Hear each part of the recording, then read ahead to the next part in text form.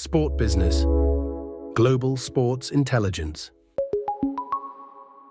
Hello and welcome to this week's edition of the Sport Business Podcast, getting you up to speed with the stories powering the global sports industry. I'm Catherine Davies, and I'm the host of this weekly podcast. And this week, I'm bringing Matthew Glendinning back to the pod to shed light on the rise of predictive markets, which he picked out as one of his top 10 sponsorship trends for 2026. He'll lay out the whys and wherefores of the sector and why he thinks it could be a game changer for the sport going forward. Next, Matthew Williams brings us some first-hand insight and intelligence on the Indian sports sponsorship market direct from Mumbai, where he's been observing the latest developments in Indian cricket, kabaddi, and pickleball, no less. Then Jonathan Rest will join me to give the lowdown on the Professional Fighters League, a mixed martial arts league that has been bullish in its ambitions to rival UFC.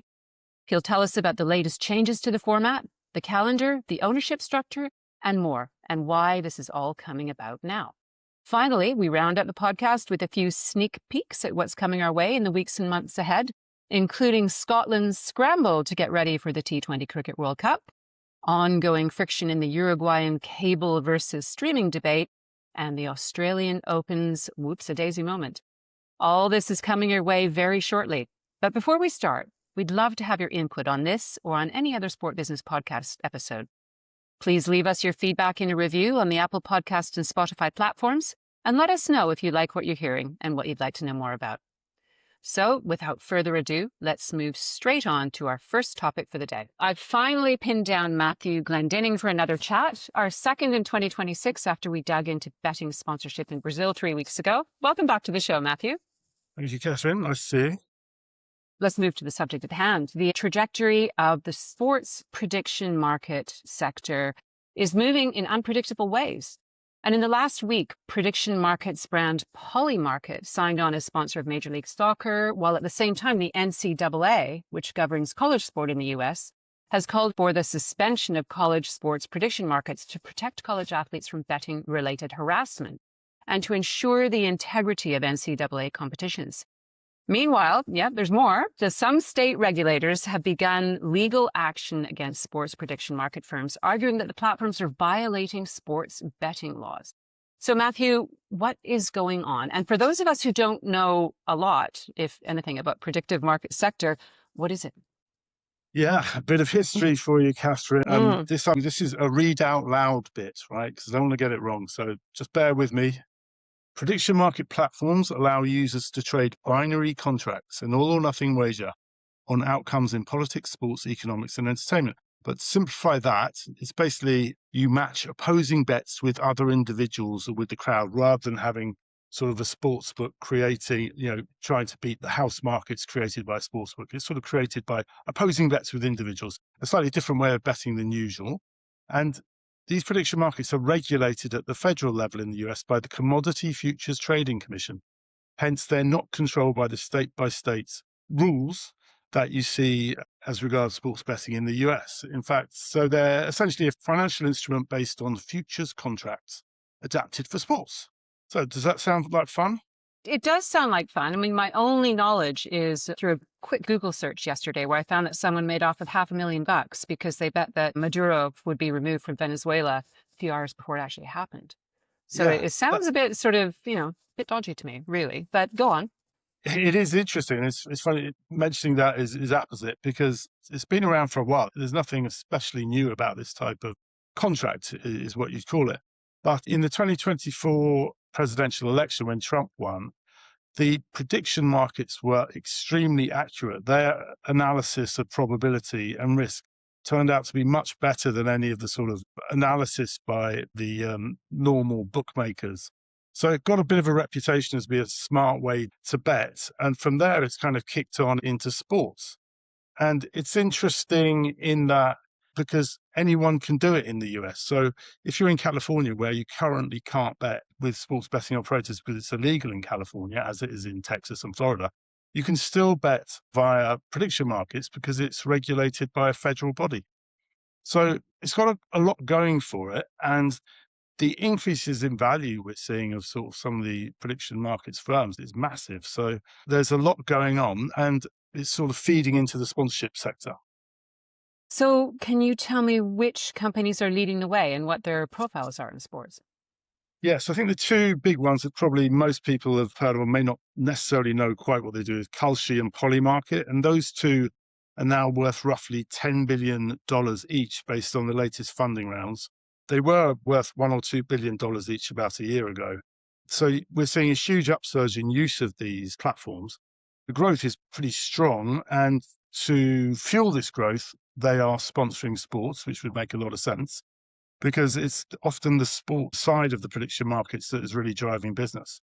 So Polymarket, along with the MLS deal you mentioned earlier, has signed with the UFC.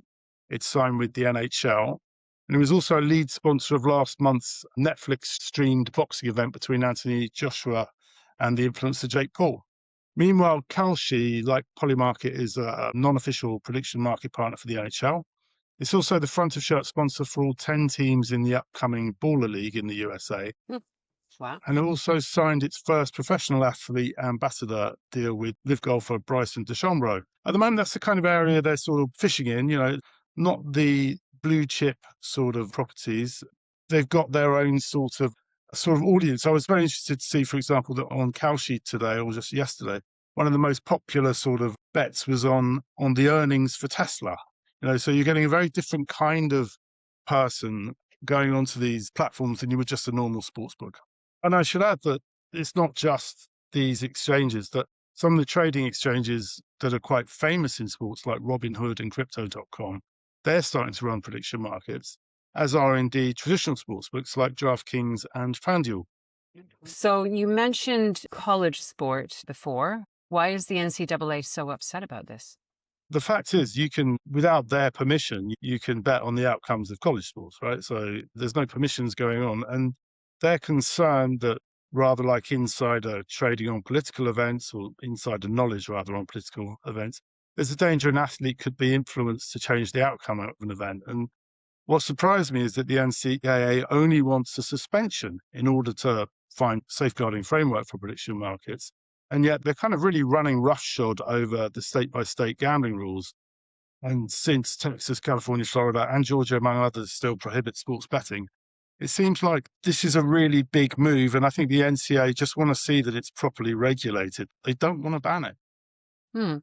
Do you think the sports prediction markets will still be around in 5 years? And I think it's mostly in the US now. Will the rest of the world get in on the action?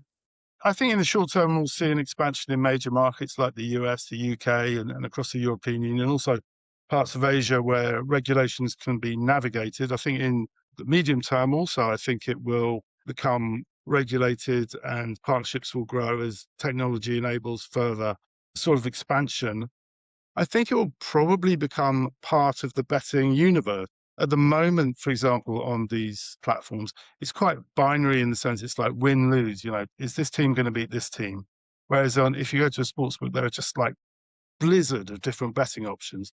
At the moment, there's a sort of simplicity to it and a sort of efficiency to it, which I think people like. And I think, well, why wouldn't, there's nothing intrinsically wrong with it. It just needs to be regulated. And I suppose if you're a state who believes that no sports betting should be taking place, obviously it's problematic. But given the direction of travel, I would have thought it will stick around. And these companies, like I said, like Polymarket and Kalshi, they are going to have deep pockets to market themselves. And I think sports naturally would be the place where they can put their money.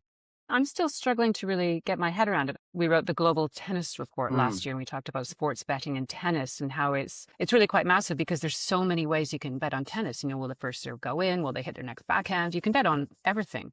And so this seems to be something that would, tennis would be ripe for sports prediction markets. Is it already? And what precisely is the difference? Well, I was looking, I must admit, I've been trying to get up to speed on this really quickly, and I haven't been able to bet because I'm in the UK, but it's fascinating looking at these sites. They're very different. There were contracts, they're called contracts, not bets, on the outcome of the latest rounds in the Australian Open. They weren't very sophisticated. It was just, would Sinner beat whoever Sinner playing and so forth. I think the thing is that when you get into the more deeper data, that data is usually harvested by sort of these specialist data firms that then make contracts with the governing bodies. And I think in the case of the NHL, certainly, Kalshi and Polymarkets do have an arrangement with the NHL that that data is shared. But if they haven't got an arrangement, with, say, Tennis Australia or the NCAA, they can't really get the data to create more complicated bets. So at the moment, it's kind of simple. I think that's attracted a lot of people. And conceivably, tennis, like all these other sports, will join in. But I think it'll be a gradual process, probably led by regulation. I'm almost certainly led by regulation. Well, it's interesting. We're doing a big sponsorship report for La Liga now, the Spanish men's football league. And there's very stringent rules on betting and gambling in Spain, but they always seem to get around it. First of all, I mean, there was a trend of signing sponsorship deals with digital news agencies in Asia, which really are just betting sites. And then there's crypto and the NFT, which have caused some problems with some clubs because fans are somehow using them as betting. So it's not something that's going away. So to the head of Brazilian cricket, and he said, and I've said this before, that they will not seek sponsorship from a betting company, even though it would be very lucrative for them, because in the end, it's the poor, the people they're bringing into cricket and helping them out of, poverty and sending kids to university and all that. It's that those people who suffer most from betting. And so it is something. I agree with you. There's two ways of looking at it. There's the people who are undoubtedly going to lose their money on betting, but there's also the athletes who might be coerced into throwing a match. But actually, it's unlikely to be throwing a match. It's more likely to be, as it grows, dropping a point, or in cricket, dropping a catch, or or bowling a wide. There are sports like tennis, like cricket, which are just perfect for these little granular betting interactions that are especially dangerous. So I think at the moment they're going with sports that kind of need the money, NHL and MLS. Let me get it straight. There's nothing illegal about prediction markets in the US, but the other sort of majors there are taking a wide berth at the moment.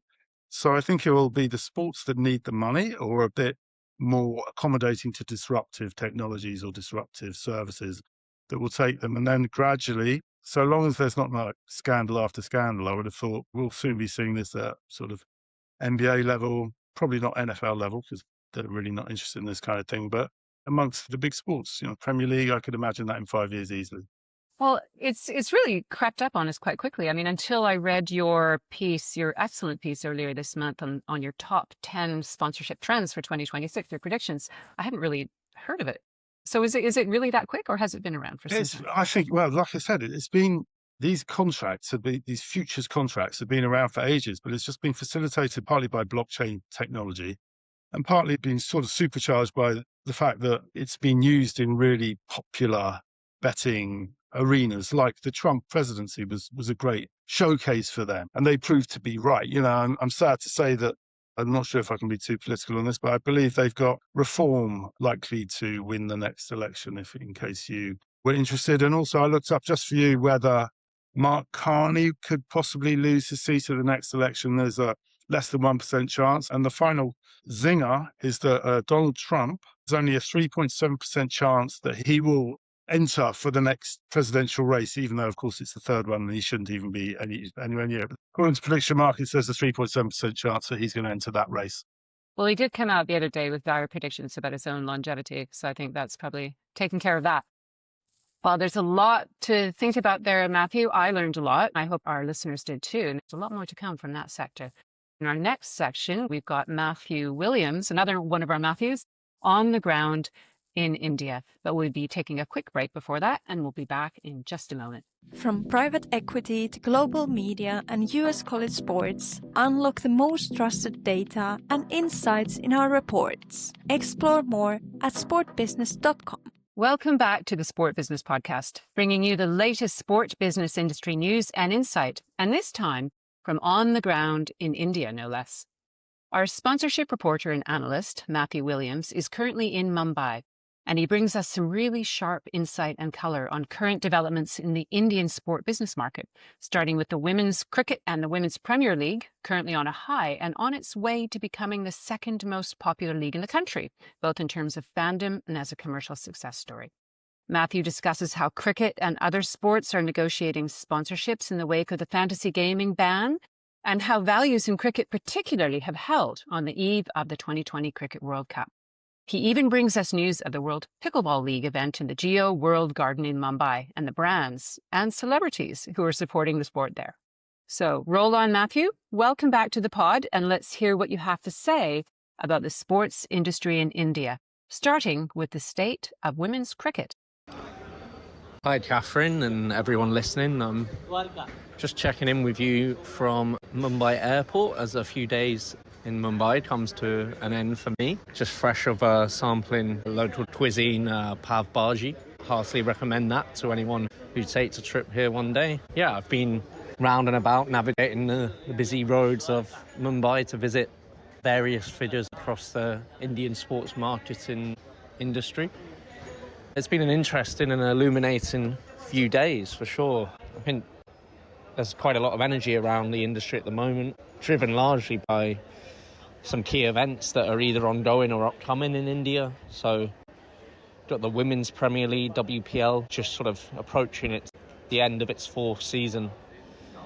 The feeling is that there's a lot of momentum around it, driven partially by the Indian women's national team winning the 50 over World Cup last year in India itself, which, garnered huge attention and sort of national interest.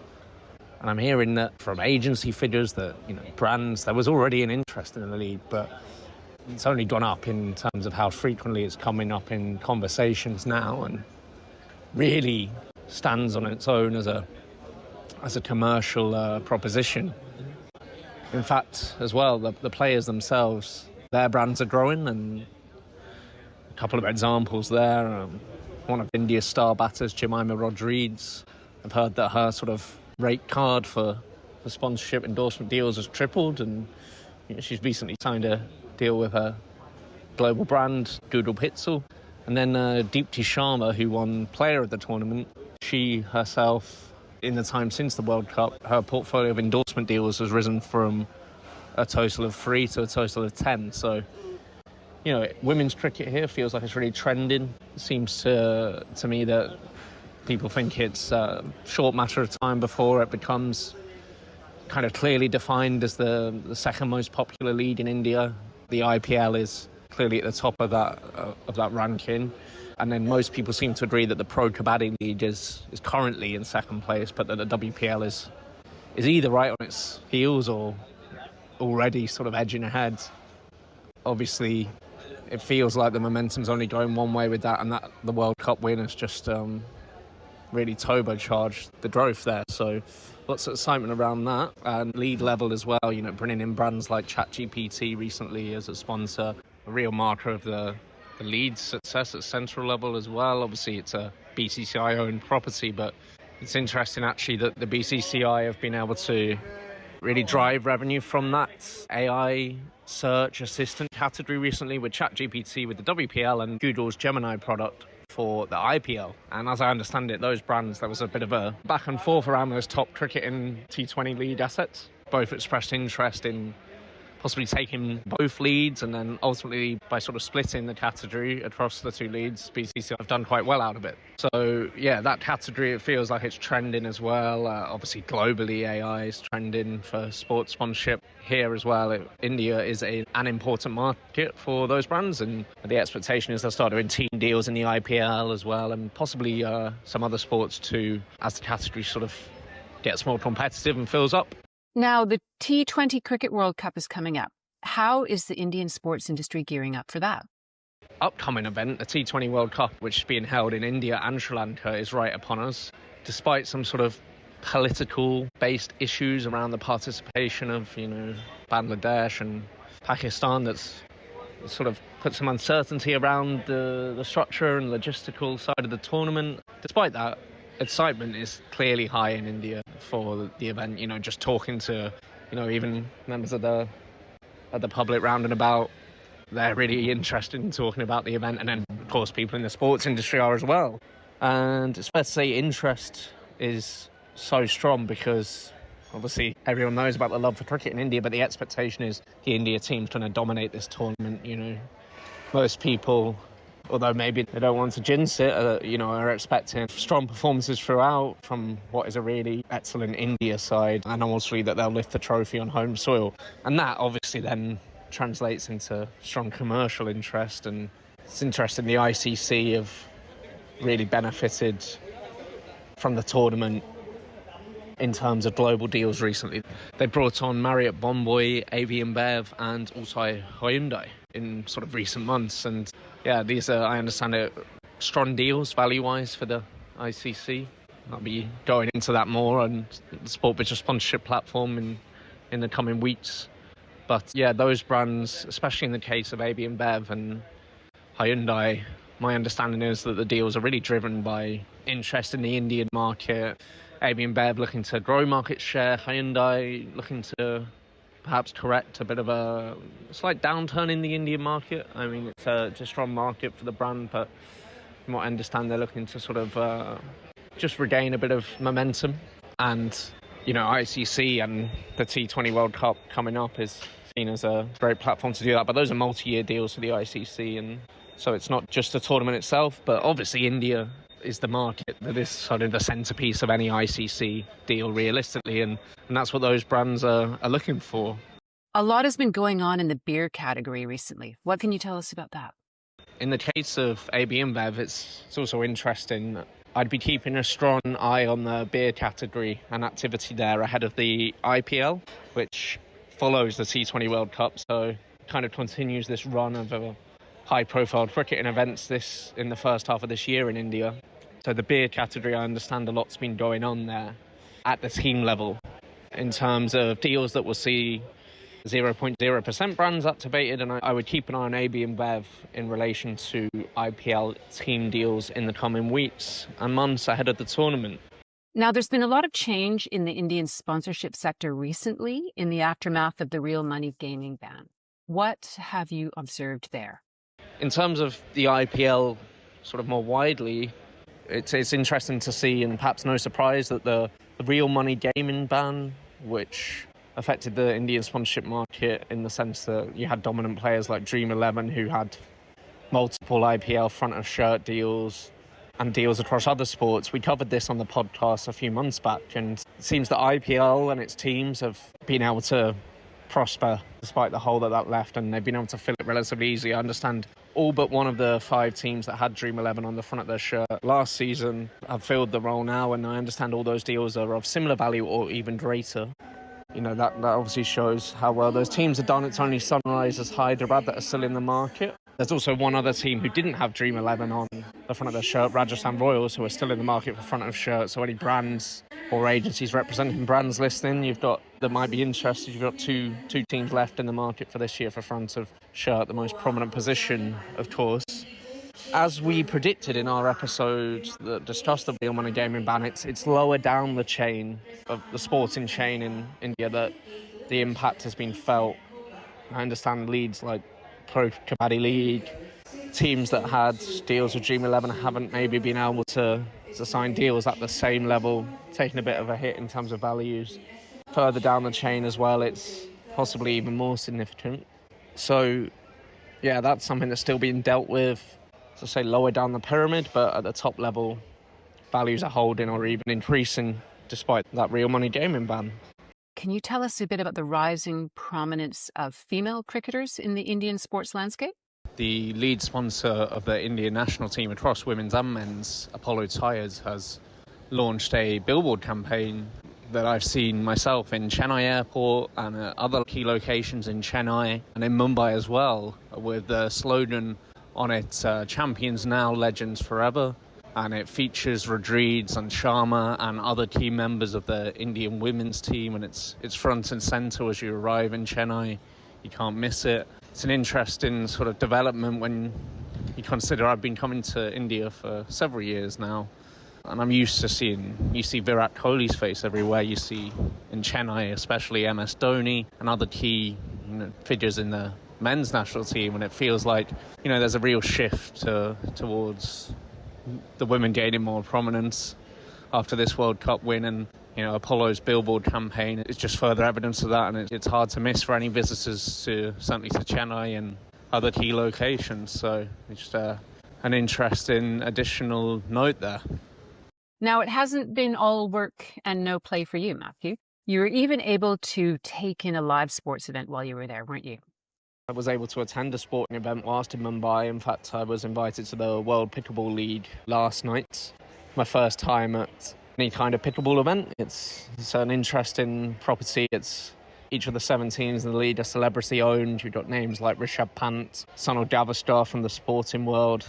Then you've got some high-profile Bollywood actors as well. So it was an interesting experience, very watchable sport, I found. Obviously fast-paced and really competitive action. Some noteworthy brands on board as well. There's a Tata Group-owned vehicle brand amongst the portfolio. There's Johnny Walker whiskey, so Red Bull also had a presence on site. I'll be keeping an eye on that property in the future to see how they progress from here. It's just in its 2nd season, so, obviously early days, and pickleball's a growing sport. Participation rates are strong in India, but it's obviously still early in its growth phase, so let's see how they do and how the sport continues to develop in India. Okay, I'll hand back to you, Catherine, and look forward to seeing all the team back in the UK when I return. Stay ahead in the business of sport with trusted news, data and analysis across media rights, sponsorship and more. Explore our subscription options at sportbusiness.com. Welcome back to the Sport Business Podcast, bringing you the latest sport business industry news and insight. I'm joined now by Jonathan Rest, our chief correspondent at Sport Business and a regular podcast contributor. John, welcome back to the pod. Hi, Catherine. Well, today we're going to talk about Professional Fighters League in a minute, but lots of news there and you've got some key insights. But first, tell me about your week so far. Well, I'm prepping. As I said last week, I'm off to Bilbao for the weekend. I'm going to catch a couple of games in the Basque region with La Liga, and I think I'll go into a Euro League basketball game as well. We've talked a lot about what's going on there. But yeah, I'm looking forward to that. My first visit to that part of Spain and to get a bit of an idea into the kind of commercial workings of 2 very different clubs, really, Sociedad and Bilbao, who, famously aren't part of that CVC group that took the CVC money in La Liga. So it'd be interesting to kind of speak to their guys there and find out how they go about kind of raising revenues a bit differently, perhaps, to some of the other clubs in La Liga. So that's what my focus has been on, prepping for that. Well, make sure you get out and discover the social and culinary side of the Basque region too. I will try. There was a restaurant there that was the first one to have a Michelin star awarded. That's the level of cuisine, and you get it in every bar with every pincho that you get at with your drink. So I think you're in for a good time. Enjoy it. Yeah, I'll see if Imran signs off my Michelin star restaurant. I'm sure he will. Now, let's move on to the Professional Fighters League, the mixed martial arts league founded some 8 years ago in the US. There are a lot of stories to tell, and judging by our Sport Business website, I counted 25 stories with PFL on the headline over the last 12 months, and most of them written by you. So you're clearly the expert. And now tell me, the PFL has been bullish in its ambitions to rival UFC. It bought the Bellator promotion a few years ago, and it's now fully integrated that into PFL. Now, just last week, you reported that the co-founder, venture capitalist Don Davis, has walked away from the business. So why are you focusing on them now? Yeah, I didn't realize I'd written that many. I'm not even, I like my boxing. I'm not a kind of MMA fan. Anyone that's met me will look at me and realize that. Yeah, I think it's the first big event of their calendar next week in Dubai, February the 7th, the kind of season starts. So I thought it was a kind of opportune time to look at what's been, as you rightly referenced there with a number of stories, a pretty busy, I'd say 9 months or so really for the PFL, perhaps even kind of shorter time frame of that, with some changes that are coming in this year. Now, as you mentioned, the PFL launched, I think it was back in 2017, actually went live in 2018. And what was unique about it at the time in combat sports is that it involved kind of the individual fighters compete in a regular season. You won, you got your points. Those at the top of the table made the playoffs at the end of the season, and you had a championship. Now, that's quite different to what we look at in boxing and indeed UFC. It's kind of rival in that you have the best of the best taking on each other. Now, that's kind of been good for them in a way, but it's also limited their ability to get the best of the best fighting at the same time. It's hard for the promoters, the matchmakers, to really make that happen. So that's being changed from this season. They are kind of doing away, if you like, with the league table as it was. That will still remain in their regional competitions, which is much more about development. But for the big events, this one that's in Dubai, I reference next week, it's going to go back to, or be the best versus the best. And that really enables them to promote their competition better. And actually to that end, and only this week, the PFL have launched an official fighter rankings. So you've got, the top 10 across 9 divisions. It's the first time they've kind of evaluated their fighters in a traditional ranking system. So these are kind of a few tweaks that are coming in for the new year. Now, these changes appear to have come about under the reign of new CEO John Martin. Why has he driven this change? Well, storytelling, essentially. I mean, he came into the position about 6 months ago. He's a very experienced US media executive. Many of our listeners will know him, will have worked probably with him or been kind of in a boardroom with him. He spent 4 years as CEO of Turner, and he knows essentially kind of what sells and what broadcasters want. Now, I interviewed him back in the sidelines of Sportel back in October. He was very hands-on. He's a CEO that is there doing deals. He's not kind of taken a back seat. He's really driven the change. And, he said to me then, that he wants to go back to a more traditional model with weight classes with one champion. That champion will defend the belt. And it would then, from his point of view, he can use his best assets, which are the fighters, and then kind of put them in the territories that make sense at the right time of year to drive revenue. So, if you've got a great fighter coming out of Brazil, then when and where are you going to put that fight? If you've got a great fighter coming out of the Middle East and they've got a number, then, that's about when they can put the right fighter in the right region around the world with the best matchup. So I think for him, it's much more about creating hype around showpiece PFL events. He himself is a former MMA fighter. He's done it before, so he knows the sport. He's point to me, and I think he's done quite a lot of digging around before he took the job. Even I think he took some time out to really assess what he thought of PFL. His point to me was it's on a really good position, but he felt it needed much more hype around its showpiece events. He didn't think there was enough being done to really, you go to a UFC fight, just in the build-up, the weeks leading up to it, there's a lot of hype, less so for PFL, and he thinks there's a real opportunity there. That will come from having the athlete stories, which comes from, the best of the best taking on each other. I think the rankings will kind of help that as well. His quote was, quite straightforward. If we have good fights with good fighters and put on good events, then our company's going to continue to grow. So I think a lot of his focus when he came in, and certainly now into early 26, is kind of executing those ideas. That's interesting because I spoke a year ago, I think, to people from the Bare Knuckle Fighting Championship, and they were very keen to emulate the PFL's format, the regional format particularly, but they saw them as the model to follow. And now PFL is doing a lot of tweaks and changing. And they're changing the event calendar. How does that look compared to last season? Yeah, I think it's worth noting they will still have these regional leagues. So they have the first one, I think I might get my data wrong, Africa and MENA are the two that are operational right now. They have made hires in the Pacific region. They've partnered with Nine, the broadcaster in Australia. So they're in plans to launch a Pacific league. They've also planning a Latin America league as well. So that will be their kind of 4 regional leagues. I think Europe has kind of been a bit dormant, but it may well kind of come back. And as I said, they're much more development. There'll still be a few of them, but essentially the event calendar's just going to be bigger. I mean, last year they staged, I think, 13 major events. 10 were in the US, 2 in the UAE, and 1 in South Africa. This year there's going to be at least 16 major events. Again, kind of probably 10 in the US. Dubai starts next week, as we talked about. They're going to Madrid for the first time. That's interesting. Now, that's not somewhere that the UFC have kind of been. I think UFC do have a Spanish fighter that's very good, but they haven't had an event there as such. So perhaps they're looking at kind of, being the first entrant there. And then they've got 2 confirmed in the US, Pittsburgh and Chicago in March and April. That's all they've announced at the moment, those 4 big events, but there's going to be 16 of them. As I say, the regional leagues are going to stay. They were an idea that preceded John Martin. That was under the reign of Peter Murray, who has left now. But actually, I did a story this week. He's actually joined the Professional Bowlers Association, Tenpin Bowling, in the US as CEO. He kind of moved across to international business at PFL and left at the start of the month. So this regional idea had been there for some time, but really they want to go now big events. Like UFC have their numbered events, which are the big tentpole events. That's what the PFL are trying to do with these 16 ones that are going to be in global markets in 26. So there's a lot going on, a lot of changes, a lot of updates and new things. What is behind all these tweaks? The drive for revenue, I think. I mean, as I kind of mentioned, it's as the CEO had said to me before, it's about making every card built around the best possible fight and answering demand from fans. And they haven't really had that before. They put on good shows, but not necessarily putting the best of the best against each other on a kind of event basis, if you like. So yeah, it's about revenue. These changes, I think, are really about laying the groundwork for a new media rights contract in the US. It's the world's biggest media market.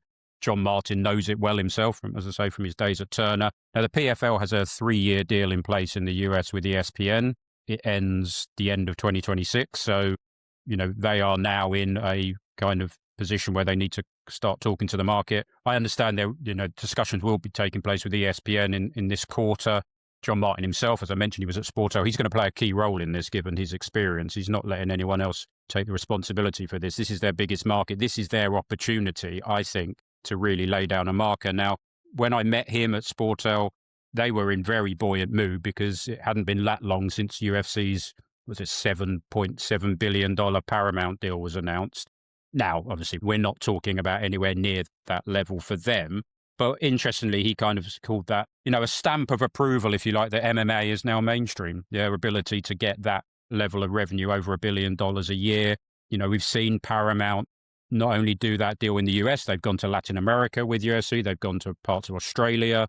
And therefore, if you want to be in the MMA business as a broadcaster and Paramount's picking up UFC, then maybe you're going to want to look at PFL. And that's what they're hoping. Obviously, they think this is their opportune time to go to market. And therefore, if you've got bigger and better events in the US, which is still their core market, yes, they're global, but it's still their core market. I think, they're really hoping that these events in March and April in the US are really going to set the scene for some kind of interesting rights talks as and when they get done this year. Well, the timing is certainly good, isn't it? March and April in their renewal talks, potentially with ESPN. Do you think it will stay there, or will other broadcasters or platforms be interested? Yeah, quite possibly. ESPN has obviously lost all of that UFC inventory to Paramount. I think it was doing well for them. They liked it. I don't think there was ever a decision where they didn't want UFC. I think there was appetite to retain it. TKO, UFC went down a very different route with Paramount. It's no longer on pay-per-view, so that's a different kind of dynamic. So I think there'll certainly be interest from ESPN. I know, it'll come down to, I think we're getting to a point with PFL where, yes, they want the big exposure in the US. I think, they want the rights fees that they think they demand. Now, as I said, they're not going anywhere near that UFC number, but I think they'll be looking for a healthy increase in their revenues in their major market, which will enable them to lay on more events. You'll probably see much more partnerships with the next broadcaster as well in terms of how they promote the events and kind of run them as well. Well, just an aside from the ESPN issue, you wrote last week, I think, that they'd done a deal with Foxcore in Mexico, which, of course, is interesting in its own right because it's yet another property that's moved away from MDM, which is the company that operates Fox Sports in Mexico. And we've written about the legal imbroglio there. But I find that very interesting. And Fox, I think it's the Fox One channel or just called Fox, but it is going to be much more widely carried now. It looks like it's going to be carried on Izzy, which is the leading telco, and Sky, and they have well over half of all pay TV subscribers in Mexico. And it's also carried on a few other platforms. So they're certainly going to get some traction in Mexico. Yeah, well, we literally done a story again just today on NASCAR as well. Done exactly the same thing. They've gone with Fox Corp, having been with the old Fox. I'm not going to go back into the Foxes of Mexico. There's another pod that we've done confusing. for that. But yeah, it's following that trend. Yeah, at PFL, it's a big deal for them. Central America, they've got a lot of fighters in that region, a lot of fans, and potentially kind of events going forward there as well. Yeah, they do have a lot of fans. It's, where Lucha Libre is big. And so people are used to that kind of sport, I suppose, and it's very popular. Now, going back to the main subject, you mentioned at the start that founder Don Davis had left. And how has that impacted the ownership structure at the PFL?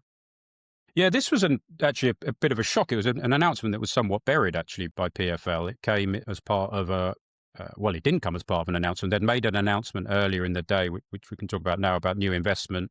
And then it was Don Davis himself that announced on LinkedIn that he was leaving. He had co-founded it, bought the entity essentially and built it into what it had become, was directly involved in the deal that when they bought Bellator a few years ago, as you referenced. So, yeah, I think there's a couple of key dates in the investment portfolio, if you like, of the PFL. They raised quite a lot of money to begin with. And then a big investment came in September 2023 when Surge Sports Investments, the division of the Public Investment Fund in Saudi Arabia, they put $100 million into the PFL. This was Surge's first sports purchase, if you like. That was used to essentially fund the establishment of the PFL's MENA League, which I mentioned, the regional league, headquartered in Saudi Arabia, and the launch of what they were calling Super Fight, which was the PFL's pay-per-view arm for streaming. So They were a big investor, still are. They have 3 seats on the board. Danny Townsend, the CEO of Surge, who many people will know, he's one of those board members, and PIF have 2 other execs on that board. So they are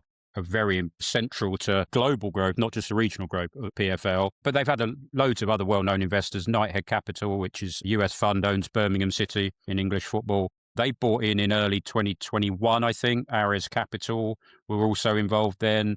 And then you had 885 Capital, which is a UAE fund. They came on board in late 2024. And actually, they're now one of the largest stakeholders. They've got 2 seats on the board. And just last week, as I mentioned, not in the news when Don Davis left, but the same day, was that 885 and Knighthead have both upped their stakes quite considerably. So they really are kind of front and centre, along with Surge, of the group of PFL as an ownership stake. I think the board is now 9 members. It was 10. Obviously, Don Davis has left. That's the kind of central funding. But then if you look at how PFL have gone around setting up their regional divisions, the Africa one, which debuted last year, they partnered with Helios, which is previously invested in NBA Africa, which has been hugely successful. So they sold a little bit of equity to them for the regional division. So that's kind of how they've operated that side of it. But as a central group, it's been, as probably quite a low entry point, if you like, into a sport that's global, got loads of fans, and that's what investors like. And you've seen the growth. And as I say, Knighthead and 885 have doubled down on it. And there's a few celebrity investors as well, which certainly can't hurt. Well, yeah, they're always there. Don't worry about that. They get the ringside seats then, that's why. Of course, yeah.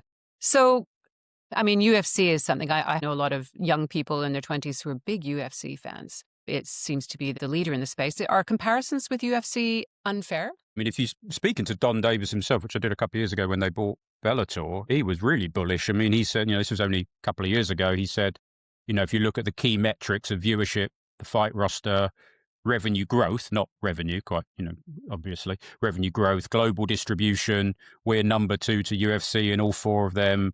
The Saudi investment was new at the time, and he said that will really enable them in the next 5 years to become a co-leader in MMA. So, very strong on the record comments.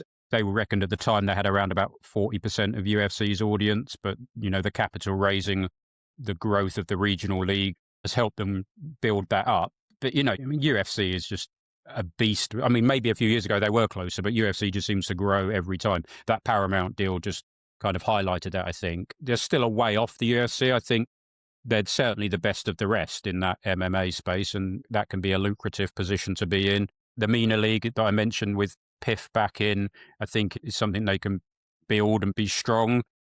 Just look at the regional competition. UFC is not exactly quiet in that region. They hosted their first event in Saudi Arabia, I think 2 years ago in January 24. They went to Qatar last November. It had a long hosting relationship with UAE. So I think even regionally in that Middle East, where despite having PIF back in, I still think UFC is strong. And if you look at UFC, owned by TKO, they've got links with Saudi Arabia through Zuffa Boxing, which is, run in association with Sella and Turki Al Sheikh, our boxing friend, our kingpin of boxing.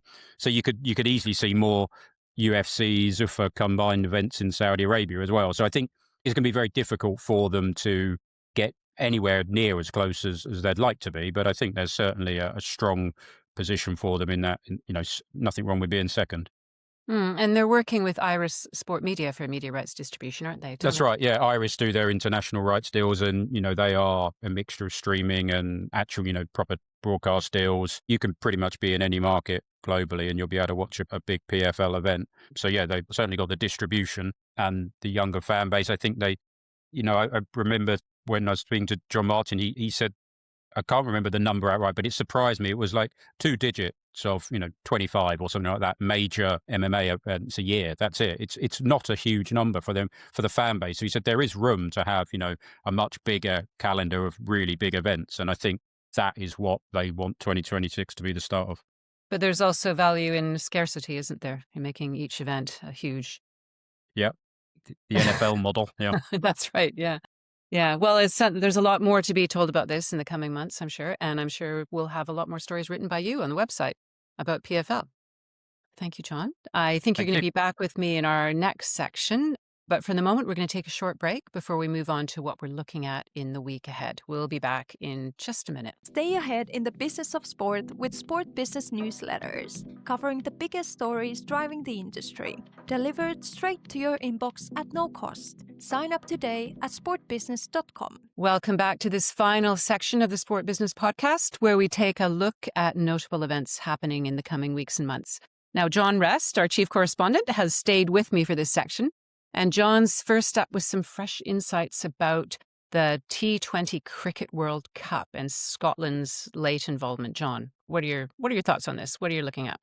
Yeah, this is, some shout out to my colleague Joe Perry who flagged this. Actually, I hadn't seen this one. It's very interesting. Obviously, Scotland have come in at really late notice. Bangladesh have pulled out for various growing tensions, I guess, between them and the host India. And the tournament starts on the 7th of February. Scotland have essentially just replaced Bangladesh, taken over all their itinerary. The problem is they've got to get visas in time, and that's, that can be difficult, especially as one of Scotland's players has Pakistani heritage. So that's not always easy to get a visa. And then more so the fact that they kind of don't really have any kit. I mean, they've got their kit that they wore for like the qualifiers, but they'd like to have a major sponsor on board, and therefore that needs to get printed, and they're hoping to have all this done and have the new kit arrive in time. Yeah, I just think it's going to be, very difficult for them to quickly acclimatise to playing in this tournament. At one point, they lost in the qualifiers and thought they had no chance. They're basically in because they're the next best ranked team. So Martin is not absent from this pod because he's flying out to India to watch the cricket. He's not that much of a Scotland sports fan. Not really, no. I'm sure he'd have something to say on the matter, though. Do you think? Well, I'm sure he'll have a flutter on it. So let's look at another part of the world and another sport. Something you and I talked about in a podcast 2 weeks ago was the situation in Uruguay with the media rights tender there. It's the first time they'd ever gone to market, and they managed to triple their media rights fees. And the season due to start on Sunday with the Super Cup tournament between the two big ones, Peñarol and Nacional. There's been another fly in the ointment, so to speak. It emerged this morning in Uruguay, that the contracts with Tenfield for production and then stadium advertising have not been signed yet. And so that's a problem, and the lawyers are all circling. But the other thing is, it seems that the Federation has said that streaming cannot be cast onto TV, which flummoxed me for a minute. But it seems that I think they might have listened to our podcast, John, and they understood that, if you sell the streaming and the cable rights separately without carving out exclusive packages to each one, there could be a problem. Streaming is on the up. Cable is struggling in very connected, technologically advanced Uruguay. And it seems that operators now have to negotiate cable and streaming rights separately, whereas before they just bought all the rights together from Tenfield, and now they have to do two separate deals. And to protect the cable industry, they're being told that they have to buy the cable rights separately, and that any viewer the streaming is only to be watched on mobile devices. Yeah. I've heard that's becoming more and more common, isn't it? That you can't cast streaming because for that reason.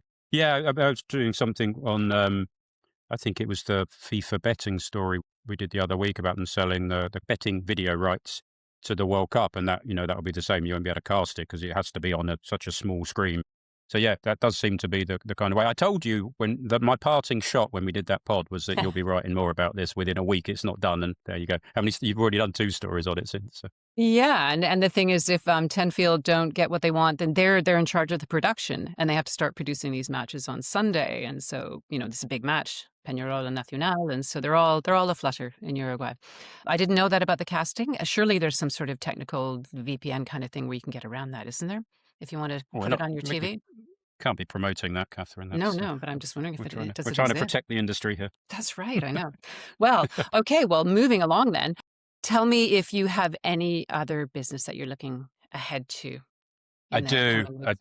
We've been watching the Australian Open and this week, the office. Lots of tennis fans at Sport Business, and the eagle-eyed may have noticed some of the players having to remove items of jewellery. Essentially, it's this kind of whoop spat that's gone on in with the Tennis Australia. So whoop is it's kind of a wearable. Yeah, it's a wearable essentially. It looks a bit like a watch, doesn't it? A lot of the top players have got deals with the likes of Alcaraz and Yannick Sinner, and I know Sabalenka is one of their kind of top ambassadors, and they've had to quite publicly on court been told to remove these devices because they are not licensed to be used at the Australian Open. And it's caused a hell of a storm online, mainly from Whoop's CEO, who's obviously decided to do away with his PR team and just kind of, go rogue on social media. He's done another one today. His initial point was, this is ridiculous. Data is not steroids, essentially. Let the athletes measure what they're doing. It doesn't pose any safety risk. These bands they're screenless, so they're not kind of sending messages, coaching messages or anything like that, which I think has been a concern with other devices such as these. Garmin, not Whoop. Yeah. Yeah, exactly. So, Yeah. but his point is that, we are approved by the International Tennis Federation. We're on their player analysis technology, I think is the list. So, it's used on the ATP and WTA tours, but it's not allowed in the Grand Slams at the moment. Australia Open. Why? What was their complaint? There's various different. I mean, you can get very into the technological weeds of this if you read all the exact points. Tennis Australia's point is that they haven't explained why. They've just said, look, it's not permitted, so you can't. We're in ongoing discussions, etc.